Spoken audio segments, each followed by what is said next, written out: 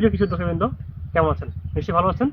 আজকে উপস্থিত হয়েছি নীলফামারী জেলার জলঢাকা উপজেলার কালকোট ডাঙ্গাপা নামে একটা গ্রামে। আমরা মূলত এখানে এসেছি আমাদের এক চাষি ভাই, যার নাম মুকুল। আমরা চাষি ভাইকে করলা চারা দিয়েছিলাম।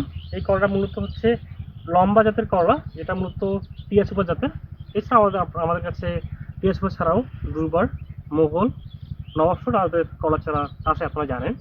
তো আমরা দেখলাম মোটামুটি ভাইয়ের ক্ষেতটা দেখার জন্য আসছি আসলে। উনি মূলত আমরা 100 পিস কলা দিয়েছিলাম।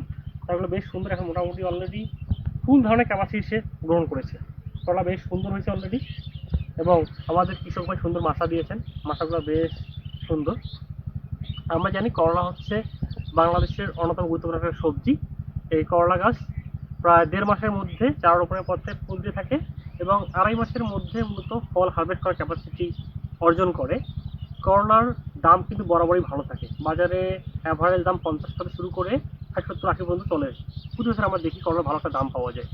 এবং করলা কিন্তু ভাজি আকারে খাওয়া যায়, সবজি আকারে খাওয়া যায়, এবং কাস্টমারদের কাছে করলাটা প্রচুর ডিমান্ড থাকে। করলা মূলত এটা কিউকারবিটাসি ফ্যামিলির সদস্য।